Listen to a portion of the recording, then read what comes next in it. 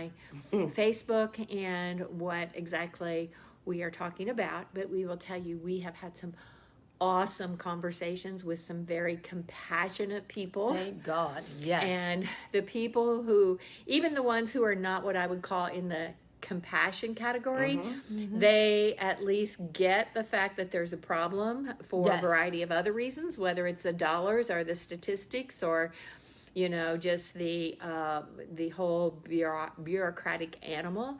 They get that there's a problem. So we have really been hustling. And again, I'm going to do a shout out to the Tennessee Tribune and Peter. Yes. You've done some Much great love. articles. Much love. We have worked really hard to make sure that those articles are well stated, the stories are well described, and hopefully we will do some more. I have put together a package. Oh, I'm going to show. Package is everything. So. Yeah, so what I did when I came down here is I put together a package of the stories that the Tennessee Tribune has done. And so I have them all here in living color with pictures. And we have handed out probably about 12 of those so far.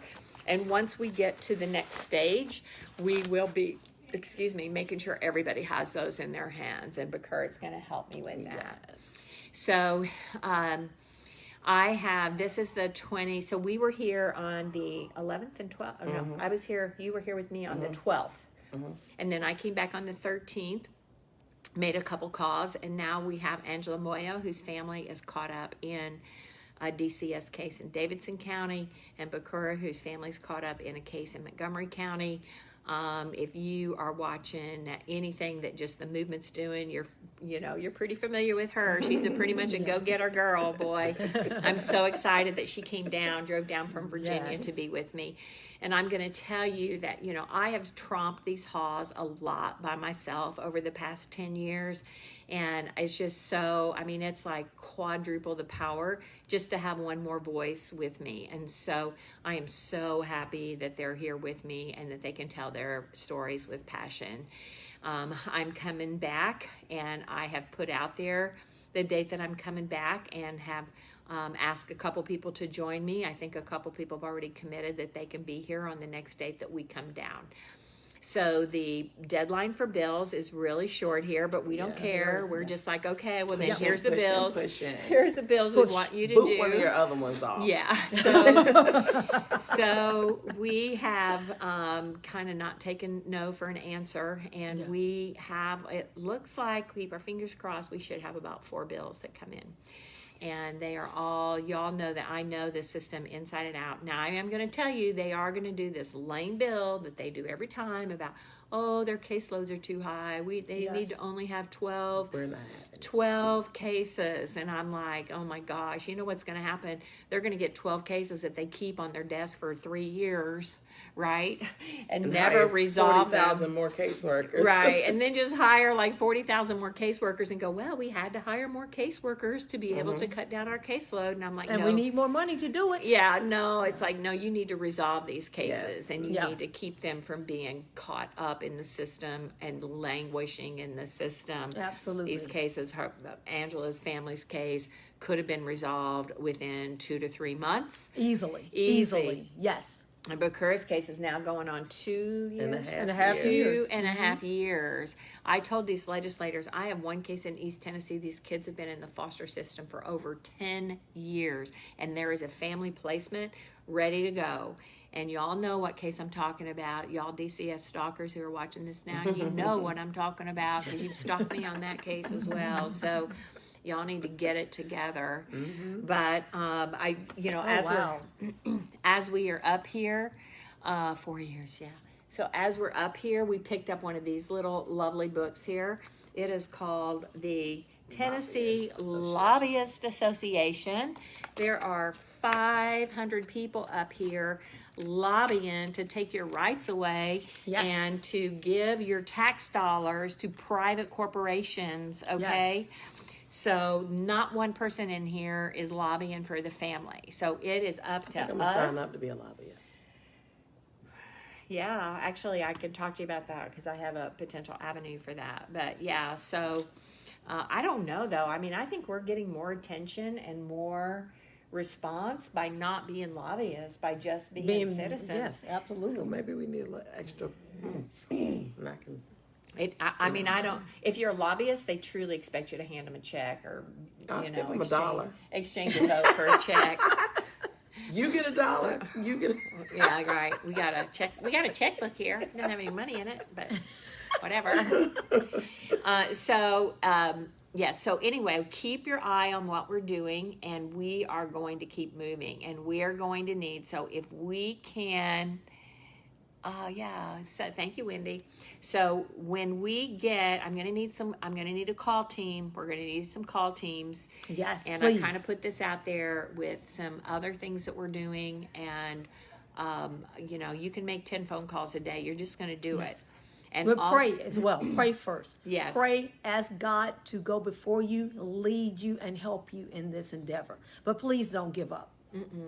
Yes, because we need your calls. They are making a difference. People are listening, and they're hearing more of these stories. Yes, they are. Yes. Yes. And people, And I'm so sorry. And we keep reading these horror stories about, like this 3-year-old that's physically, emotionally, and sexually abused. That's insane. It's That's insane. absolutely No, and it's evil. not just for Tennessee. Yes. This model works in any state that you are Absolutely. in. Advocacy is what changes everything. That Yes. is what got the ball movement, and everything that we have done is advocacy. Absolutely. Yes, and it's a citizen's voice. And I've said this before. I'm going to say it again because I'm going to keep harping on it. If you have a personal story, you need to write it down so you can Yes. tell it in 3 minutes and then a 10-minute story. Because as we were just talking to one of the legislative assistants, and she was saying, everybody has such a short attention span up here. You've got to catch their attention in 3 minutes. Yeah. And man, you can put me, any subject you ask me, I can cover it in 3 minutes. So like I was asked today about why they started the adoption bonus, right? So I was like, how did we get there? What did we do? And I'm like, I got that one. I can answer that one. So, I told them about the Mondale Act in 1974 with CAPTA, and then how all these children were lost in the system. And then in the early 1990s, the children'srights.org initiated class action lawsuits all over the country because they didn't even know where these children were. And then comes the Adoption and Safe Families Act. So I can, and then they go like, okay. What's that? Okay. They're like, but don't they? They're like, okay, got it. And they start making notes, right? Because they don't know these topics. And I know Because them. it doesn't affect them. This is the thing. This is affecting real citizens, and it's mostly impacting people of a certain income bracket. So it's affecting real citizens. These people, they never encounter this stuff, so they're not going to know unless you tell them. Well, and they're getting more and more phone calls. Yes. I mean, we had a short phone call or conversation out here in the hallway just now. Yes. Where a senator had been approached by another family, and guess what? They took a 13-year-old child, they shot her up, 2 shots in both arms, probably HPV vaccine. And, with my own client, they took her 12-year-old daughter and shot her up with an HPV vaccine and didn't even tell the mother. We didn't find out until we got the DCS records, and they withheld the DCS records for 6 months. So, I have a hit list of things I want them to do, and I'm putting that message out there. Absolutely. That ultimately, at the end of the day, the agency needs to be sunset. Yep. It needs to be debunked. It Yes. needs to be defunded. You need to start from scratch. Absolutely. Start definitely. over. So what's your impression of today? Oh, it was just a continuation of yesterday. I think people have had enough, but there are Yes. still some misconceptions about how to fix DCA. We hear, kind of coddling about the social workers. And then we also, what I got today is that there is a piece that even the social workers are unaware of. They're just not aware of the legal side of why this is happening. So if you if your problem is that you have too many cases, then you need to adjudicate the case so you Yes, won't have that many absolutely. cases. But like I told the senator, I was like, I bet you they never told you that. They were complaining about the caseload, but they ain't telling you to get rid of the cases. Right. Because inevitably, if they don't have any cases, then there's a reduction in caseworkers too. So then they don't want that to happen as well. So it's a two-edged sword. So we are here for families. And I told them, I said, I can give a rat's butt about these social workers, truthfully. I'm here for families. Right. I'm not trying to keep their jobs. I'm trying to keep children in their homes safe. And we know that the data says that children are safer in homes and that they belong to their biological families and friendship placement. And that is what we're pushing. Yes. That's Right. it. That's all. Like, period. The state is not made to be able to care for No, children. they're not. It can't. But this And is that- a and money I'm- machine yeah. that's made off the back of destroying families and crushing children in the process. Because we're like the Terminator, just crushing over these children without any regards to what's happening to them in the process. That's right. And it's evil. It's absolutely evil. And that whole legal term of parens parenti, which is, Yes. the court as a parent, that didn't even start with families. I'm just Oh, going no. to tell you, that was not even how That it needs to came be repealed, out. period. Well, and, the state does not make a good parent. The state is not a good parent. So we have to quit pretending that the state can social engineer its way into a safe and happy families. And I because have they one cannot. question for that. Who protects the child when DCS is the abuser? Absolutely. And they sit there like a deer in headlights and just like, Don't know. Don't know, because nobody. that's it. And we have these horror stories in Tennessee, and they've just started bubbling out of the woodwork. And in 2019, the press really started grabbing on them. In East Tennessee, in Knoxville, we had 2 kids who were in foster care who were adopted, who were killed Yeah. and buried in the backyards of one family in 2 different rental properties, and DCS didn't even know it. And they kept coming out, and they were saying the children were asleep or weren't they? And that was acceptable to the caseworker. Right. Like, Oh, yeah. what in the world? But families that really love their children, that parent would have been in jail, under the jail, and they would have been ran through the ringer. They either do too much or not enough. Yeah. Yeah. It's like really nuts. Yeah. Like the parents that are advocating, they're going to do way too much. And those that clearly say, I don't want the child, like in the Hernandez case, they're like, no, we're going to make sure you get everything you need. We're going to give you money. We're going to give you everything because you don't want the child. It's just Well, nuts. remember, part of that, and that, what arises out of that is they don't want people talking bad about them. They don't want people talking bad about them. And then number 2 is they want good, healthy babies to be able to adopt out because, Of course. Honestly, and, I've said this so many times, if you have children who are seriously sexually and physically abused. They don't and want those children. Well, not only do they not want them, DCS does not provide the services for them, and then these parents have them for 2 or 3 years, and they give them back to DCS because they're so psychologically and emotionally damaged, and there's not really a good services Oh, and for that's them. not even the thing that they're talking about, how these parents are adopting these children and then giving them back because they don't Because want they them. don't want them. Yeah. Or they It's can't like- deal with them. Yeah. That should be a neglect case. Yes, it should be. It's like, what in the world? Yes. So for then sure. the question becomes, so do they refund the money? When the parents decide, I don't want this child anymore. No. The No. DCS say, oh, well, you know what? We made an error in this case. Here's the We're gonna money give it back back to to- the state. Right. We're going to give the taxpayers their money back. No, children are being destroyed in this process. And it's like I said this morning, DCS is a duplicitous dragon. It has a public face that says, hey, we're here to serve children. Thus the name.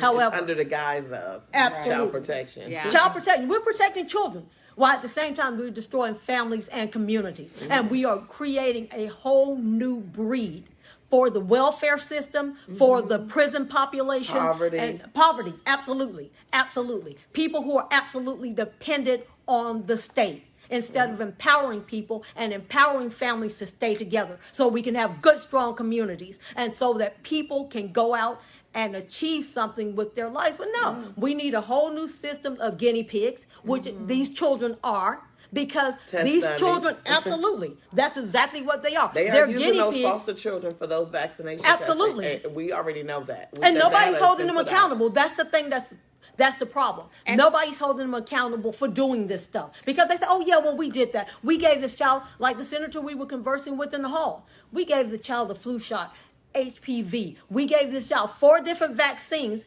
There was no parental consent because No. DCS decided to do it. And nobody's going to hold them accountable for it. No, they're not. They're Yeah. not. And it is, it's nationwide. The Family Forward Project is over 16,000 people. It's a nationwide problem, and we got to start somewhere. And y'all need to watch us and listen to us. And I mean, I wish I could have recorded all of our conversations, but I really didn't think it was fair because we were in a place where we were educating senators and representatives, and I didn't want to put them on the spot. But as we begin and we get these bills and we have a hearing on them or they get in committee, those will definitely, you will be heard and we will be heard on those. And so, think about, can you have a voice? What is your voice? What do you want changed? What do you want for families? Because we are destroying, it's generational genocide. I've used that term before because we are social engineering. It's a 50-year social engineering project that has Disaster. failed. Yes. That's a disaster. Absolutely. And, one of the senators talked about Tennessee being so, quote, fiscally conservative. Right. And she was very concerned about the fact that all of our tax dollars are not being spent for the benefit of the Tennesseans. And, I agree with her, but we are taking $1 billion Yes, of taxpayer and giving it. money and putting it through the DCS system when we could probably be spending a third of that money. Right. I'm just going to and be then she's flat like out. ready to throw some more money at them. Yeah. People are asking questions. They want to know what it underfunded. is they can do to help in this situation. And also they ask about Goya Cares. Do you guys know anything about, either Goya Cares or Goya Cares? I don't know about that. Okay. But, that one up. okay, so, if But you're... people are asking what they can do besides Yeah. write letters and email. And thank you guys for that. Yeah. So, we do have, if you're watching from family, we got 2 different live streams going here. So whichever one you're watching from, if you're watching one of the live streams, you probably at least know us too, and you've seen us before, and you need to hang in there and you need to watch us, and you need to, if I post an event or I say I need callers, you need to be watching it, because we'll do, and I may just do a little live training of how to do that and what you need to do.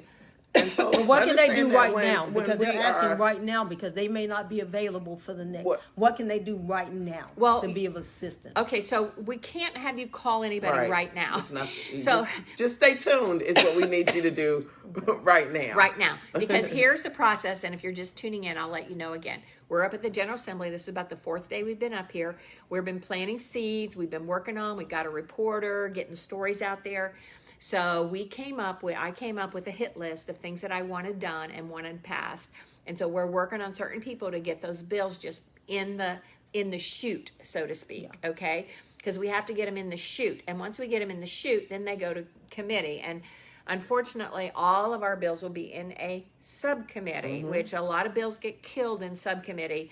So what I'm trying to do is make sure that none of the bills cost any money, right? Because Right. if you put a fiscal note on They're it, going to be like, Yes. we can't afford it. we Yes. can't afford it. They'll kick it out. DCS will come in and say, we're already doing that. We're taking care of things. So I'm saying if we can get these bills in that don't cost any money, that's the goal, number 1.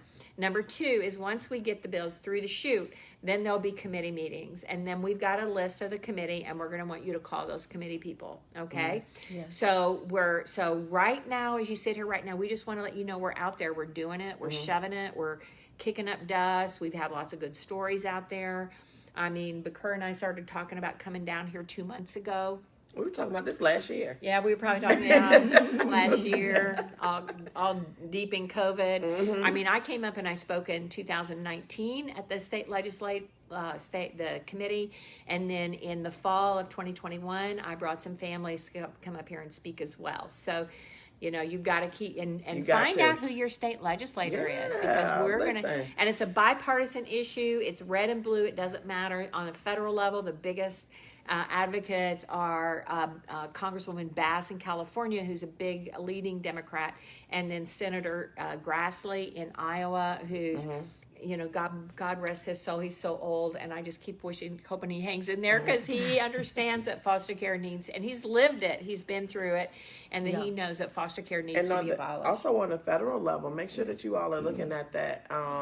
The Stronger Families Act, and Bobby Scott is the representative that is carrying that, and it's garbage trash. And so you need to make sure that you contact him, read it, and then contact him and let him know what you don't like about it. And so for folks that are in Virginia, because I work in different states, after this is done here, I will be bringing it to present it to Virginia and Maryland and Philadelphia, and so at the same time. So next year I'll be doing 3 General Assemblies again, but we'll be also back in 2023 because we have a comprehensive plan that we came up with that we're going to be pushing additional stuff. So this is just not it. And so this model that we're doing, folks, align yourself with people in your community and go and start contacting your Congress, your General Assembly members, and start now. Like, depending on where you are, like Virginia, it's too late to file bills, but when you want to start doing this work is right after General Assembly. It's the worst time to do it in the thick of things, but if you get on it right after it ends and you got to work it, you got time to build it.